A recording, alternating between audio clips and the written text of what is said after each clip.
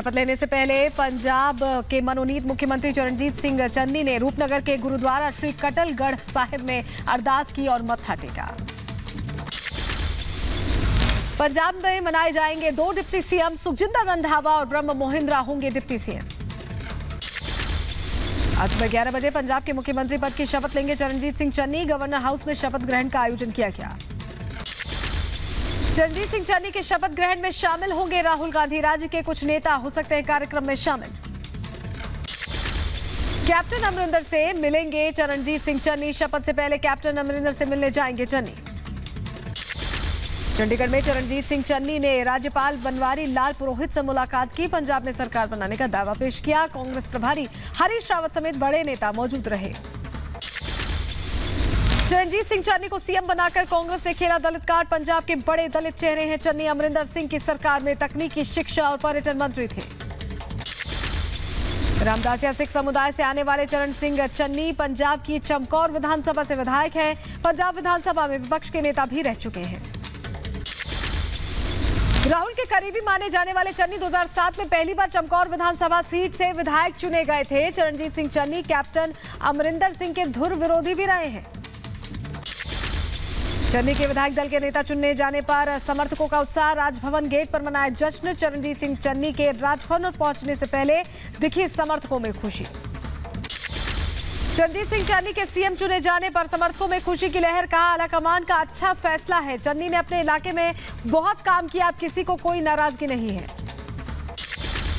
Captain Amarinder Singh ने चरणजीत सिंह चन्नी के विधायक दल का नेता बनाए जाने पर ट्वीट कर दी बधाई। कहा उम्मीद है पंजाब को सुरक्षित रखेंगे और सीमा पार के खतरे से लोगों को बचाएंगे। इस्तीफा देने से पहले कैप्टन ने सोनिया गांधी को लिखी थी चिट्ठी में इस्तीफा देने की वजहों को गिनाया था। लिखा पिछले 5 महीने में घटनाओं से पीड़ा में था। पंजाब के नए सीएम चरणजीत सिंह चन्नी के फॉलोअर्स पर सवाल। ट्विटर पर चन्नी के महज 2000 फॉलोअर्स हुआ करते थे। कांग्रेस में 14000 फॉलोअर्स होने पर गुजरात के नए सीएम भूपेंद्र पटेल की लोकप्रियता पर सवाल खड़े किए गए थे। आईएसआईएल का नंगरहार प्रांत में तालिबान पर हमला। 35 तालिबानी आतंकी ढेर किए गए। कई तालिबानी आतंकी घायल बताए जा रहे हैं। काबुल के मेयर का नया फरमान। काम करने वाली महिलाओं पर लगाई गई रोक। कहा जो पुरुष नहीं कर सकते वो काम करो।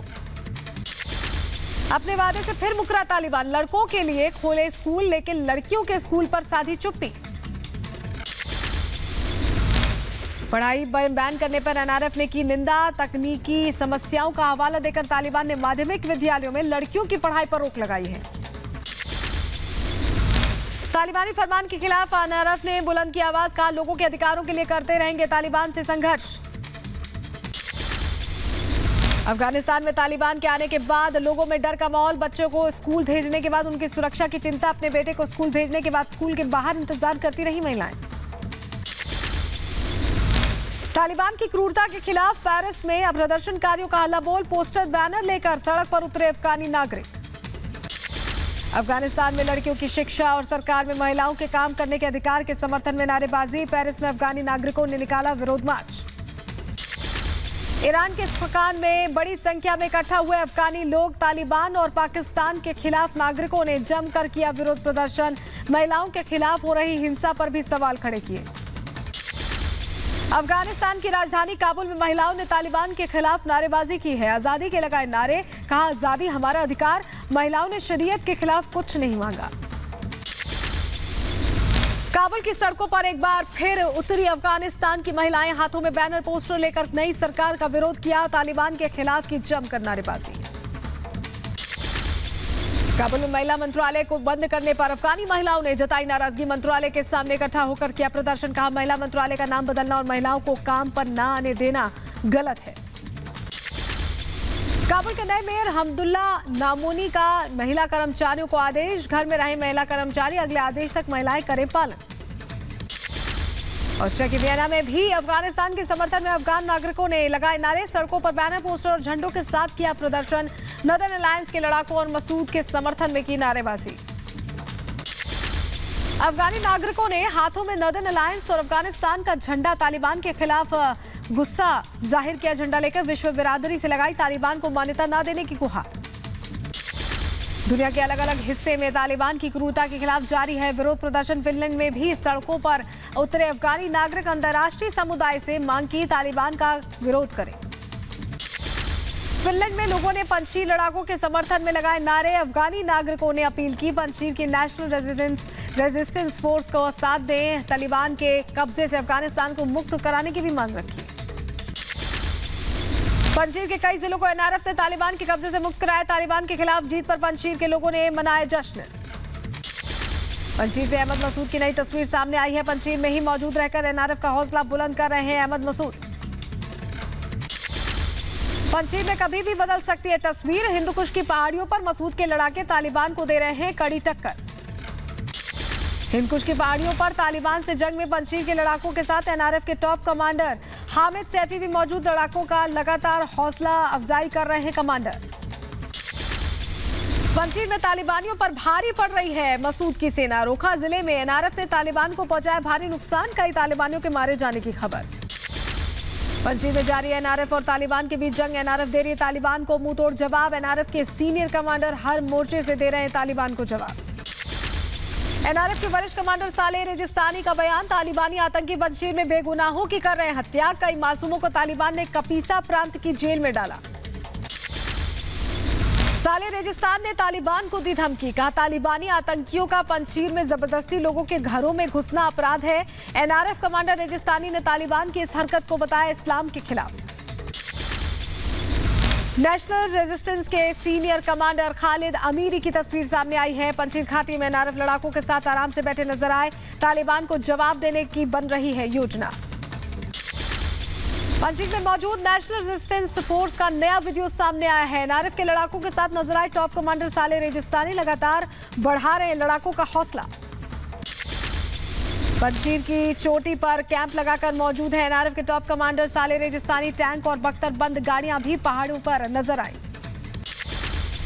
पंजशीर के ऊंची चोटी पर मोर्चा संभाले हैं एनआरएफ के लड़ाके। सालेह रेजिस्तानी लगातार ऊंचाई से रख रहे तालिबानी आतंकियों पर नजर। आधुनिक हथियार नाइट विजन कैमरा से लैस नजर आए एनआरएफ के लड़ाके। पंजशीर की चोटी पर राशन पानी के साथ मौजूद हैं मसूद के लड़ाके। आतंकियों पर नजर बनाए रखने के लिए पहाड़ी पर ही खाना बनाकर भर रहे हैं पेट। पंजशीर के लड़ाकों ने जारी किया वीडियो संदेश। वीडियो में एनआरएफ लड़ाकों के साथ नजर आए एनआरएफ के वरिष्ठ कमांडर सालेह रेजिस्तानी। तालिबानी क्रूरता की एक खोली पोल। एनआरएफ के वीडियो संदेश में रेजिस्तानी ने तालिबान पर लगाए निर्दोष लोगों की हत्या करने का आरोप। तालिबान को दी चेतावनी बंद करे क्रूरता, नहीं तो अंजाम होगा बहुत बुरा। आज पीएम मोदी से मुलाकात करेंगे सऊदी अरब के विदेश मंत्री। अफगानिस्तान समेत द्विपक्षीय मुद्दों पर होगी बातचीत। अफगानिस्तान में तालिबानी सरकार को मान्यता देने को लेकर पीएम मोदी से बातचीत कर सकते हैं सऊदी अरब के विदेश मंत्री। तालिबान सरकार को भारत और सऊदी दोनों ने अब तक नहीं दी मान्यता। भारत दौरे पर पहुंचे सऊदी अरब के विदेश मंत्री ने कल की थी भारत के विदेश मंत्री एस जयशंकर से मुलाकात। अफगानिस्तान के हालातों समेत कई मुद्दों पर चर्चा की। अफगानिस्तान में और निवेश पर बोले केंद्रीय मंत्री नितिन गडकरी। कहा अफगानिस्तान में आगे निवेश पर अंतिम फैसला करेंगे प्रधानमंत्री मोदी। अफगानिस्तान में कई बुनियादी ढांचे परियोजनाएं पूरी हो गई हैं, कुछ काम अभी पूरा होना बाकी है। अफगानिस्तान के मानवाधिकार आयोग के कर्मचारियों की संयुक्त राष्ट्र से अपील। कहा मानवाधिकारों के हनन की निगरानी के लिए की जाए नई व्यवस्था। अफगानिस्तान में मानवाधिकार आयोग ने काम करने में जताई असमर्थता। अधिकारी और कर्मचारियों का आरोप 15 अगस्त को तालिबानी कब्जे के बाद नहीं कर पा रहे थे काम। कार्यालयों पर तालिबान ने किया कब्जा। काबुल एयरपोर्ट धमाके में अपने 19 साल के भाई को खो चुकी अफगानी लड़की की आप बीती। कहा धमाके में भाई की जान गई। काश काबुल एयरपोर्ट ना गया होता परिवार। हमले में बाल बची थी अफगानी महिला का दर्द। कहा धमाके से नहीं, धमाके के बाद अमेरिकी सेना की गोलीबारी में गई भाई की जान। एक दिन काबुल के अस्पताल में मिला था भाई का शव। अफगानिस्तान को लेकर रूसी राष्ट्रपति पुतिन ने अमेरिका पर साधा निशाना। पुतिन ने कहा जल्दबाजी में नहीं बल्कि बचकर भागे अमेरिकी सैनिक। अमेरिकी विदेश मंत्री एंटनी ब्लिंकन ने ब्रिटेन की विदेश सचिव से बात की। अफगानिस्तान, चीन समेत कई अहम मुद्दों पर चर्चा हुई।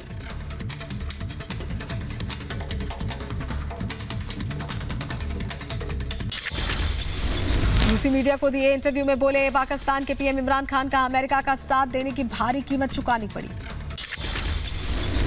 छत्तीसगढ़ में भी बदलाव की संभावना। दिल्ली के लिए निकले छत्तीसगढ़ के स्वास्थ्य मंत्री टीएस सिंहदेव। आला कमान से मिलेंगे टीएस सिंहदेव, सूत्रों के हवाले से खबर। अतीक अहमद से नहीं मिल पाएंगे ओवैसी, गुजरात जेल प्रशासन ने इजाजत नहीं दी। साबरमती जेल में बंद है अतीक अहमद। टीएमसी में शामिल होने के बाद आज पहली बार सीएम ममता से मिलेंगे बाबुल सुप्रियो। दोपहर 2 बजे होगी मुलाकात। असम के मुख्यमंत्री हेमंत बिस्वा शर्मा ने किया बराक घाटी का दौरा। दूरस्थ क्षेत्र में हिंदुत्व की रक्षा के लिए आरएसएस से अपील की। राजस्थान में विवाह पंजीकरण कानून में संशोधन पर बीजेपी ने उठाए सवाल। सरकार पर लगाए बाल विवाह को जायज ठहराने के आरोप। पश्चिम बंगाल में चुनाव बाद हिंसा मामले में सीबीआई जांच के फैसले पर सुनवाई। हाईकोर्ट के फैसले के खिलाफ सरकार ने दाखिल की है याचिका। दुष्कर्म केस में फंसे लोजपा सांसद प्रिंस राज की याचिका पर आज सुनवाई। आरोपी सांसद ने दाखिल की है अग्रिम जमानत की अर्जी। आज गाजीपुर को सौगात देंगे सीएम योगी आदित्यनाथ। गाजीपुर का जौनपुर का भी करेंगे दौरा। कोल्हापुर पहुंचने से पहले मुंबई पुलिस ने बीजेपी नेता किरीट सोमैया को हिरासत में लिया। धारा 144 के उल्लंघन के मामले में हिरासत में लिया गया। यूपी में विधानसभा चुनाव से पहले समाजवादी पार्टी की गुटबाजी सामने आई है। चुनाव से पहले सुल्तानपुर में कई गुटों में बटी समाजवादी पार्टी। एक सीट पर कई उम्मीदवार पेश कर रहे हैं अपनी दावेदारी। मुंबई एटीएस ने एक और संदिग्ध आतंकी को मुंब्रा से गिरफ्तार किया है। जाकिर हुसैन ने पूछताछ में नाम सामने आया था। आईएस टेरर मॉड्यूल केस में संदिग्ध आतंकी जाकिर हुसैन से मुंबई एटीएस की पूछताछ। तार खंगालने में जुटी है पुलिस। सोमवार तक पुलिस कस्टडी में है जाकिर। आईएस टेरर मॉड्यूल में गिरफ्तार आतंकी उसामा के चाचा हुमैद और रहमान को 29 सितंबर तक दिल्ली पुलिस की कस्टडी में भेजा गया है। उसामा और जीशान को पाकिस्तान में ट्रेनिंग दी गई थी। प्रयागराज से हिरासत में लिए गए शाहरुख को घंटों की पूछताछ के बाद छोड़ा गया। संदिग्ध आतंकी जीशान से दोस्ती की बात कबूली, लेकिन उसके कारनामों की जानकारी नहीं थी। राजस्थान के जयपुर में वीकेंड पर सेना का मेगा इवेंट। 1971 की जंग में पाकिस्तान पर जीत के 50 साल पूरे होने पर मैराथन और हथियारों की प्रदर्शनी समेत कई कार्यक्रमों का आयोजन। उत्तराखंड के पिथौरागढ़ में भारत नेपाल के जवानों का युद्धाभ्यास। आज से शुरू हो रहे ऑपरेशन सूर्य किरण के तहत दोनों देशों की सेना करेंगी संयुक्त युद्धाभ्यास। अभिनेत्री कंगना रनौत के खिलाफ मानहानि के मामले में आज फिर होगी सुनवाई। गीतकार जावेद अख्तर के वकील ने दी है गिरफ्तारी वारंट की अर्जी। पॉर्न केस में फंसे राज कुंद्रा की जमानत पर आज फिर होगी सुनवाई। मुख्य मेट्रोपॉलिटन मजिस्ट्रेट कोर्ट में होगी कुंद्रा की अर्जी पर सुनवाई। छत्तीसगढ़ कांग्रेस में मचे सियासी घमासान के बीच मुख्यमंत्री भूपेश बघेल ने पीडब्ल्यूडी विभाग के कई योजनाओं का शिलान्यास किया है और उद्घाटन किया है। तमिलनाडु के चेन्नई में वल्लुवर कोट्टम में पुजारी की नियुक्ति के खिलाफ विरोध प्रदर्शन हुआ। शिवचारी यार्ग नाला संगम ने खोला मोर्चा। केरल में कोरोना की डरावनी रफ्तार जारी है। पिछले 24 घंटे में 19,653 नए मामले सामने आए हैं। 152 मरीजों ने कोरोना से दम तोड़ा है। महाराष्ट्र में कोरोना के 3,413 नए मामले सामने आए हैं। पिछले 24 घंटे में 49 लोगों ने कोरोना से गंवाई है जान। राज्य में 42,000 से ज्यादा सक्रिय मरीज हैं। यूपी के सीतापुर में डांस कार्यक्रम में कोरोना नियमों की जमकर उड़ी धज्जियां। सोशल मीडिया पर वीडियो वायरल हुआ।